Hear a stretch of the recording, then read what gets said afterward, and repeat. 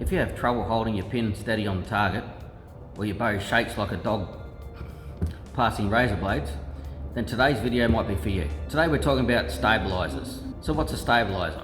Stabilizers can be very long, very short and very light and very cheap. And so what's going to be better for your bow? What's going to help you to hold the steadiest, aim the best you can, and be the most accurate that you can? So stabilizers come in all shapes and sizes and materials that they're made of.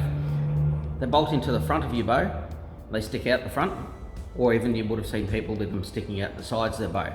They go on both compounds and recurve bows, not necessarily wooden recurves and wooden long bows, but for things with metal risers, they'll go on all of them, as long as you have that hole in the front there.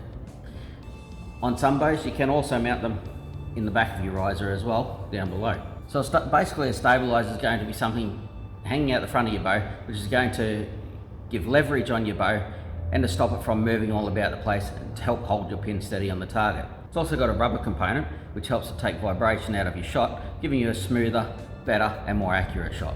On the cheaper stabilizers, they're made of all rubber with an inside that is sometimes made of metal. The metal helps to give it a little bit more weight. The more weight that you have, the more stable the bow is going to be. As you know, holding a brick and then trying to move it fast, it's very hard, or holding a feather and trying to move it fast is very, very easy. So the longer and heavier your stabilizer is, the more it's going to help to stabilize your pin on your target. So to help you to understand this, if you get a short stabilizer, this one's often used as a sidebar, but if you get a short stabilizer and hold it out and quickly move it, you can move it very fast and very little resistance. However, if you get a longer stabilizer and try and do the same thing, you can see it's a lot harder to move very quickly. And this is how it works on your bow when you're trying to hold your pin steady on the target. When you're holding your bow out and trying to keep your pin on the target with no stabilizer, it moves around all over the place, making circles, figure eights, or whatever it is that you're doing, but it's very hard to hold steady on the target. When you put a stabilizer on, then that movement of your pin is now going to be much, much slower and much easier to hold your pin on the target. So the longer and heavier your stabilizer is, the easier it's going to be to put your pin on the target. Now you can buy extra weights to put onto your stabilizer to make them heavier and hence give you a steadier shot. So there's lots of different types of stabilizers and you'll have to find the one that is best for you. So starting on the cheaper end, you've got something like this. Now these will cost you anywhere from $20 to $60. All different types made by lots of different manufacturers. These are really just vibration dampers. They're not really going to give you enough weight or enough length to steady your shot, but they will take some vibration out of your bow and make it a little bit smoother and therefore a little bit more accurate. Next you've got a little bit more expensive stabilizers, and they're going to be something with quite a bit of weight on the end, a rubber connector and a carbon rod. Now the heavier this is, the more it's going to help stabilize your bow.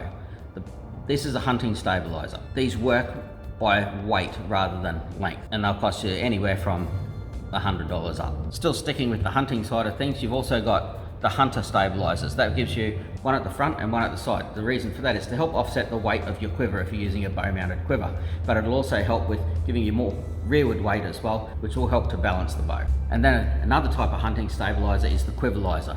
Now, the quiverizer is like a target stabilizer in that it's very long, but then you'll also put all your arrows into the quiverizer as well. Disadvantage of this is the more shots you take, the lighter that quiverizer is, which means archery is all about consistency. So if you're taking weight off your quiver each shot, it's going to change each shot. The other thing is in a crosswind, your quiverizer can act a little bit like a sail and push your bow around a little bit. People will argue with me on that point, but that's just my experience with it. Then we move to target stabilizers. So your target stabilizer, the main one is called a long rod. This comes in lots of different lengths. So I think they start at about 26 inch and go out to about 33 inch. The thing with the target stabilizer, it's a lot lighter than your hunting stabilizers.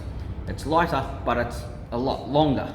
So it's still going to give you the same sort of leverage without having to hold up as much weight.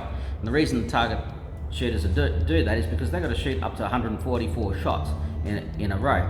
You don't want to be holding up a massive amount of weight on a hunting stabilizer when you can use a much lighter but longer stabilizer.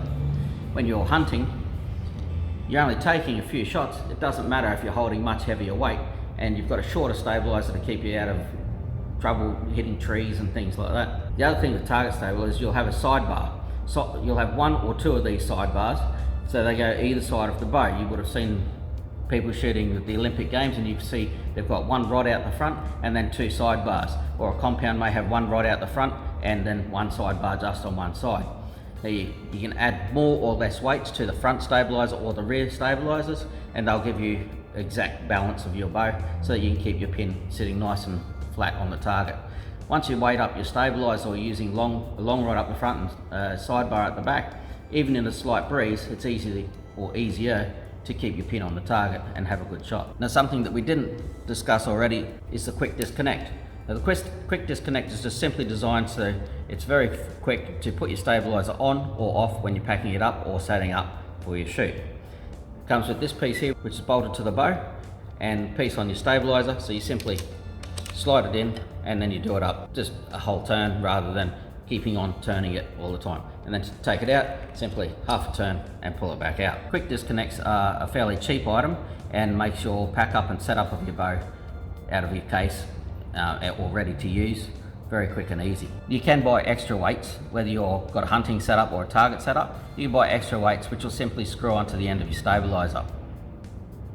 They're fairly cheap, and in a lot of situations with target, you'll find that people will tell you to put as much weight on as you can to keep your shot as steady as you can.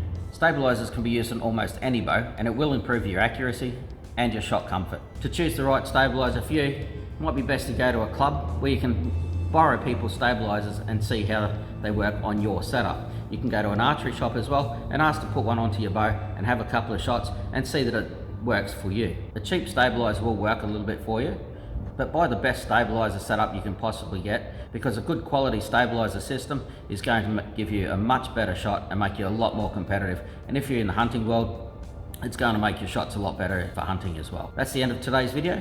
I hope you got something out of it. If you've got any questions, please leave a comment down below.